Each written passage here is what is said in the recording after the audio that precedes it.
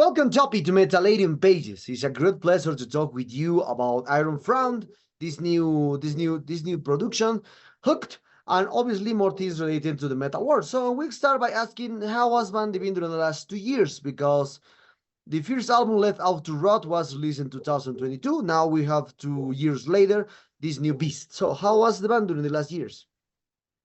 Let's see. In the last couple of years, uh, been a lot of big stuff for us. We went in 2022. We recorded our first full length album, Left Out to Rot, and released that.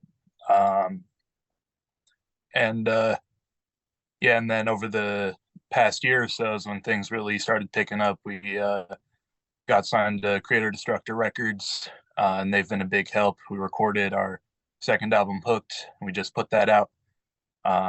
We've been having a pretty good response from everybody.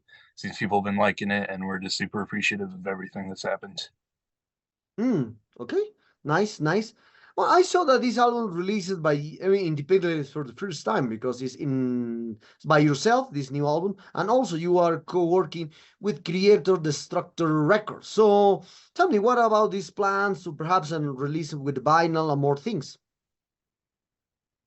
Yeah, so Creator Destructor is going to be doing our physical media, so cassettes, CDs, and vinyl.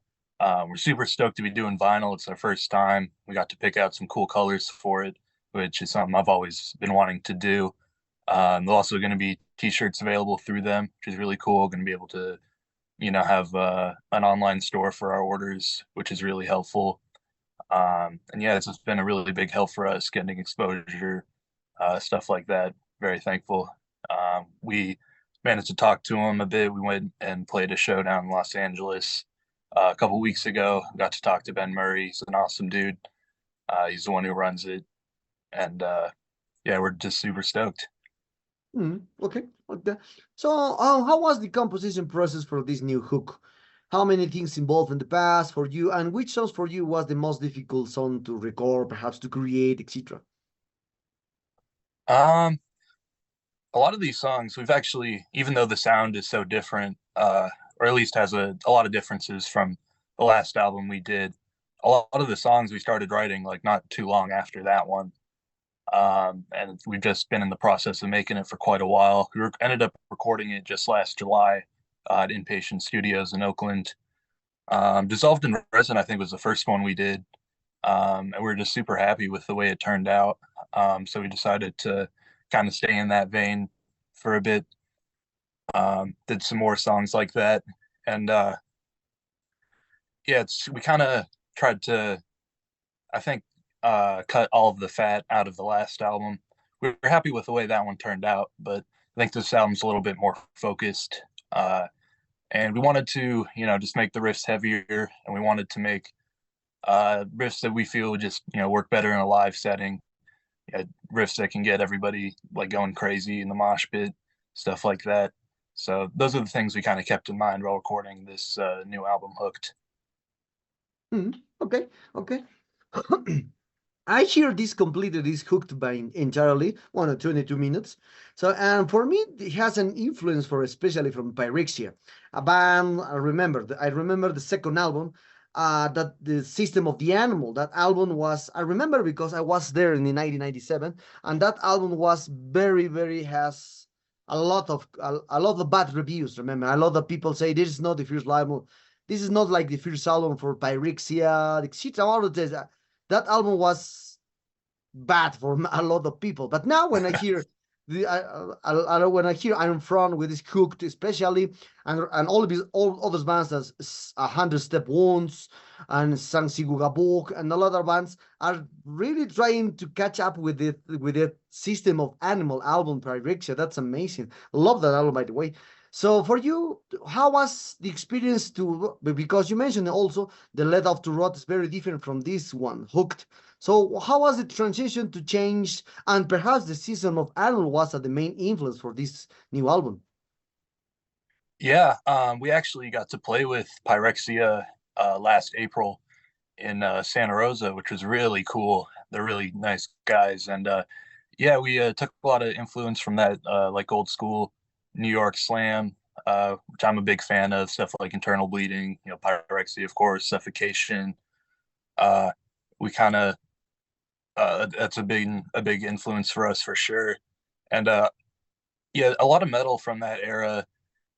A lot of metalheads didn't really receive it very well, but honestly, I think lately, since hardcore has grown so much in popularity, you have all these new, really big hardcore bands coming up, and a lot of our friends have been playing that style of music. I think it's kind of bled over into metal a little bit again, but this time there's just been a couple new ideas in hardcore that metal bands have been able to incorporate, and they can draw back from those older uh, bands that kind of did the same thing around the time. Um, Honestly, we were thinking about doing covering like the beginning of Frantic by Saint Anger for our release show at the our album release show. So we thought it'd be a fun little thing to do, but didn't quite sound right in the drop A tuning. Okay. And what kind of plans do you have for this Hooked? Perhaps will you embark on tours, Europe, US, Canada, perhaps Mexico, who knows? Or perhaps all Latin America, and perhaps videos. Yeah, I mean, it would be sick to do more tours. We've only done two so far, and it's a little tough for us right now. We're all pretty young. Our drummer just turned 16 the other day, and he's in high school. I'm currently in college. But during the summer, we definitely love to tour more. It'd be sick to be able to go to Mexico or Canada. Um, but at the moment, we've been doing a lot of bigger local shows. We're hoping to get some good opening slots soon. We got a show coming up with Spinebreaker, I believe. I got to double check the date on that, but it should be announced. And we got another one with Spinebreaker, I think, down in LA. Should be announced soon as well. Uh, and yeah, at the moment, we're just focusing on doing some really good local shows this summer. We're definitely going to try and hit the road, though. Maybe hit the Pacific Northwest or go down south again. Mm, okay. Okay. Also, talking about from the lyrics from this album, Hooked, I saw the I saw these albums like they always, like they always terrific horror, death, this kind of that's normally because I think I think I think this is common things into the death metal into the death metal genre. And so, what do you think the metal heads, especially in the death metal, are leaned down to the horror movies, to this kind of stuff? Because it's curious because I'm a fan from the Mondo Cannibal of all movies in the 60s, 80s. A lot of things happen. No? So what do you think the old death metal bands are related with just horror movies, this kind of stuff? Yeah, I mean, there's been a pretty big connection to metal and horror movies going back for a really long time. You had Mortician in the 90s doing a real bunch of really long horror samples. That was a lot of fun. Then even going back to Deicide, they have that song Dead by Dawn. He's talking about the Necronomicon and stuff from Evil Dead, I think. Um, and yeah, we all really like horror movies. We watch them together, scare each other. It's a lot of fun. Um, I think both metal and horror movies, they show something gory and it's kind of revolting, but at the same time, it's like really cool and kind of badass. So I think they just have that sort of connection in their appeal. Mm. Okay. Well, we're very close to this interview topic, and for this, as I mentioned, talking about other kind of aspects. So, it's as a music fan that you are, I know that I perhaps you have your collection from CDs, tapes, vinyl, perhaps, and obviously we mentioned about pyrexia, and you mentioned the internal bleeding. That's curious because a few people mention internal bleeding in all interviews talking about the group, especially about the slammy or hardcore mixing this kind of answer. All people mention suffocation, broken hope, or the biggest on the brutal death metal. Mhm. So in this aspect, for you, which band since the 90s needs to be on the according to your perception, obviously, needs to be on the royal of the brutal death metal stuff? Oh, that's a really good question. Because Um, because we know about Deeds of Flesh, Dying Fetus, these gores, these are Suffocation, Broken Hope, Mortician. This is these bands are the biggest on the mainstream level.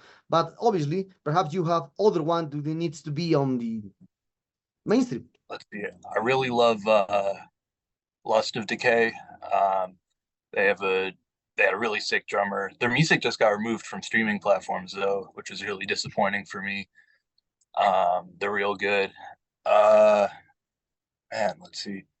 Heinous Killings, if they're not already up there, for sure. Joe Wolf had such a unique vocal style, is really badass.